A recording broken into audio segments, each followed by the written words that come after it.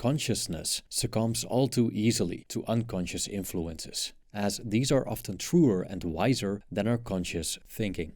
Also, it frequently happens that unconscious motives overrule our conscious decisions, especially in matters of vital importance. Carl Jung. Many people tend to undermine their own agendas.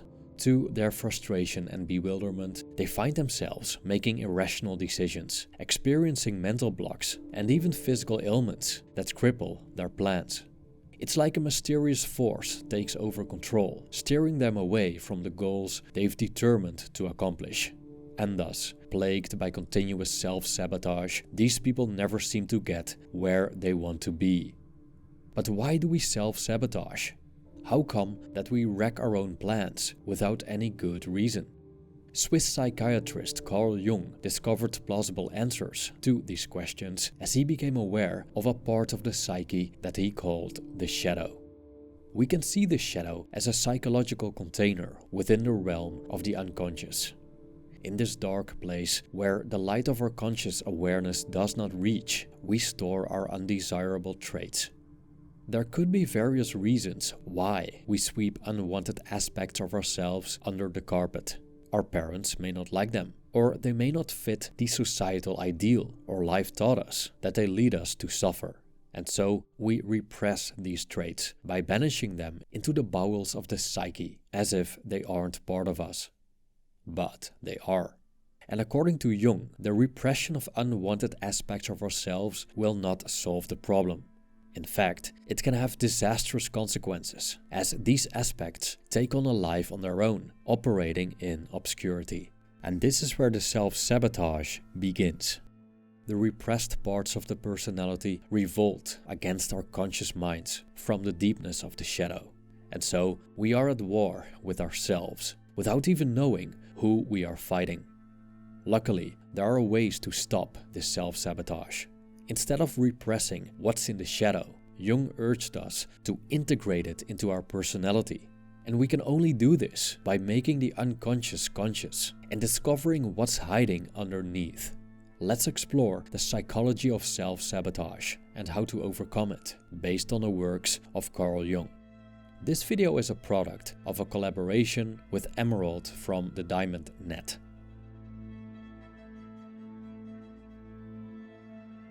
There is a common misconception about the shadow that leads to a lot of confusion and misunderstandings about the role of the shadow and how to integrate what's been repressed.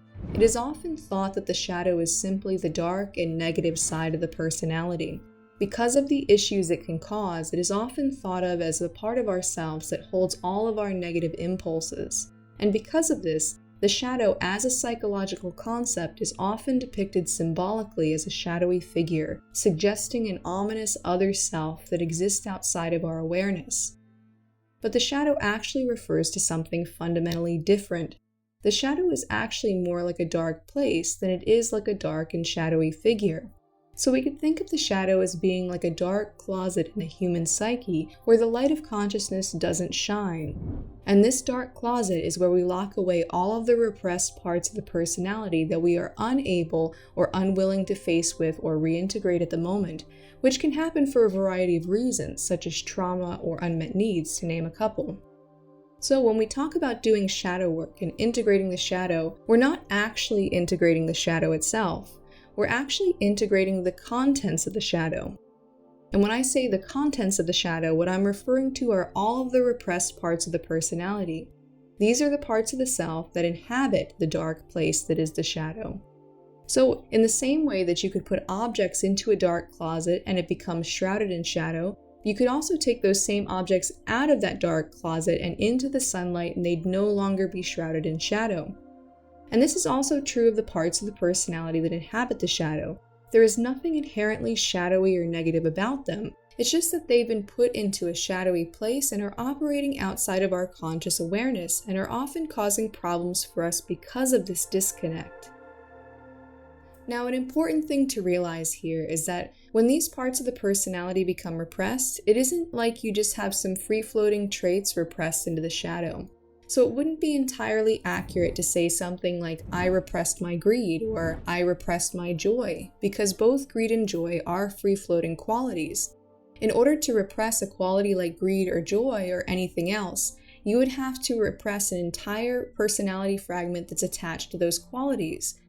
Now, these personality fragments, which are split off from the conscious awareness, that are often referred to as shadow aspects, are actually more like mini personalities. And each of these mini personalities are all 100% you because they are fragments of your personality. And when these mini personalities get split off from your conscious awareness and put into the dark closet of the shadow, they become separate and autonomous from your conscious personality, which is the ego, the part of yourself that's in the light of consciousness that you refer to as me or I.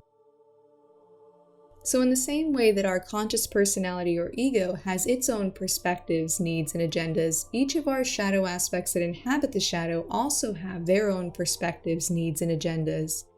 And the agendas of any given shadow aspect may or may not conflict with our conscious personality's agenda. And so when your conscious personality's agenda clashes with the agenda of one or more of your shadow aspects, this may cause quite a bit of inner turmoil and a feeling of resisting or fighting with yourself. So you may notice your shadow aspects and their agendas at work when you're engaging in procrastination and self-sabotaging behaviors that keeps you struggling to make positive changes in your life. So let's discuss an example of how shadow-based self-sabotage can show up in someone's life and thwart their plans. Suppose a woman identifies strongly with being a loner. Her goal is to run a successful online business and live in the countryside because that mode of living minimizes interaction with and dependence on other people, which she consciously believes is what she ultimately wants. Even though the idea of self-sufficiency is practicable, she repeatedly undermines the progress she makes. For example, she gets offered an opportunity to purchase a piece of farmland in the wilderness for an amicable price, but she declines over a flimsy reason. Or she manages to attract a considerable following on her lifestyle blog, which has a lot of earning potential. Still, she decides to quit posting without being able to explain her decision with solid arguments. From the ego's perspective, the way she consciously perceives herself and determines what she wants and needs, her choices are without reason. After all, she strongly identifies as the lone maverick. She has dreamt for years about being self-sufficient, independent, and far removed from the herd. But as soon as her dreams come true, she throws a spanner in the works.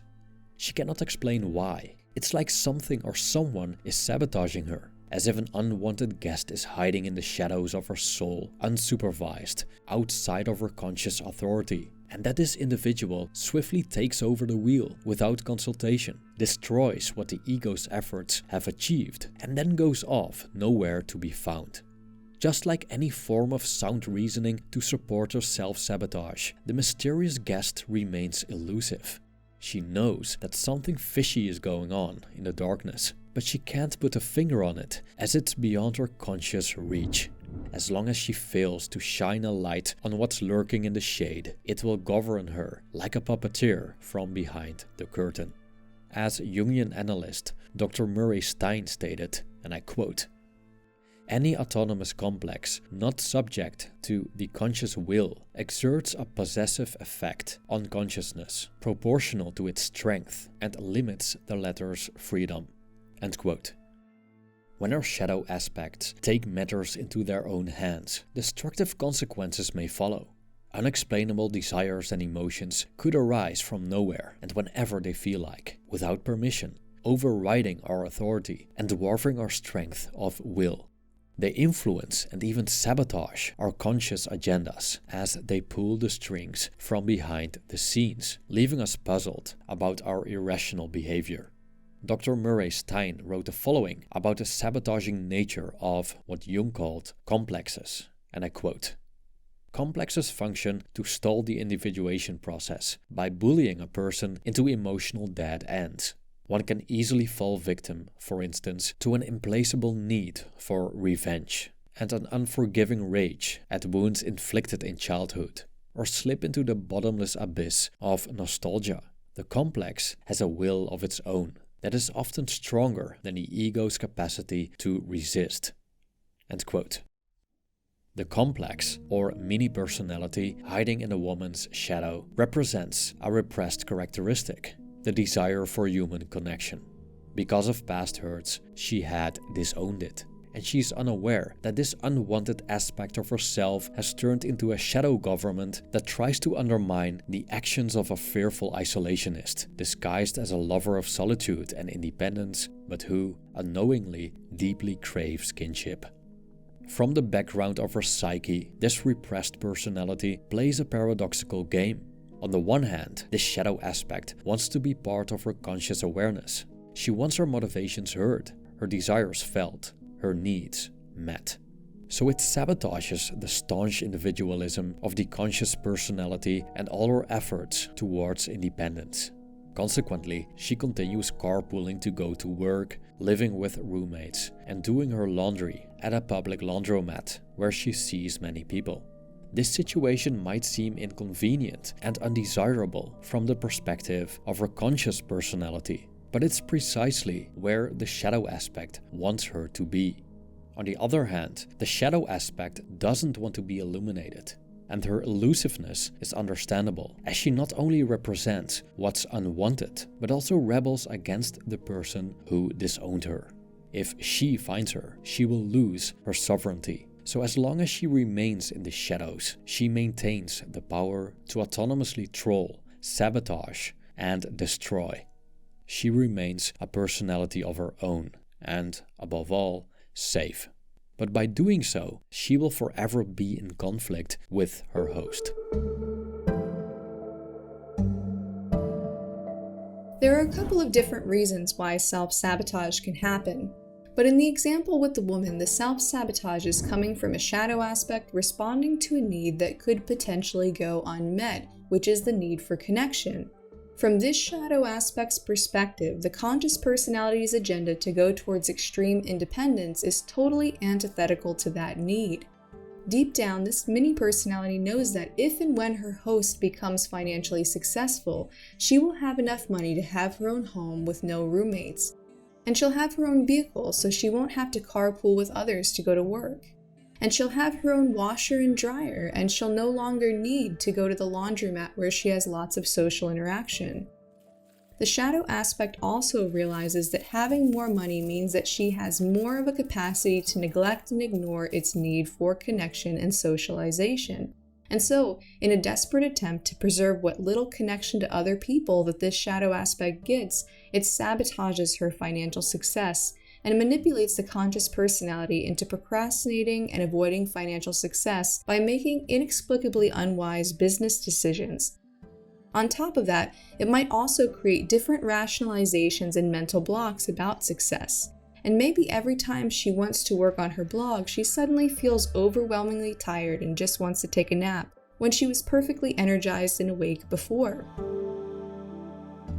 Now, the solution to self-sabotage that comes from a shadow aspect having an unmet need is actually quite straightforward.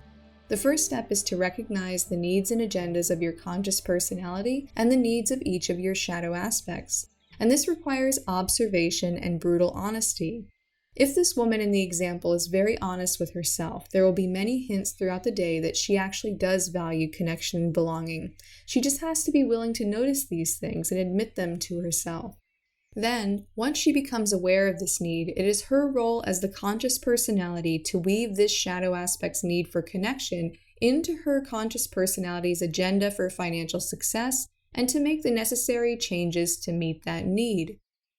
So instead of imagining herself becoming totally independent when she becomes financially successful, she can imagine herself having more time and freedom because of the money she makes, and using that time and freedom to spend socializing and connecting with friends and loved ones. So the solution would be to meet her shadow aspect's needs. That way, the shadow aspect doesn't have to sabotage her conscious personality's agenda and goals to ensure that those needs get met. If you're interested in more content about the shadow, Jungian psychology, and many other related topics, I would highly recommend you check out Emerald's channel, The Diamond Net. She's also a conscious work facilitator and life coach who offers one-on-one sessions and group classes to help people along with their inner work. Below the video, you'll find my affiliate link to Emerald's free Shadow Integration Masterclass, 6 simple steps to shadow integration, and a link to her playlist about the shadow. Thank you for watching.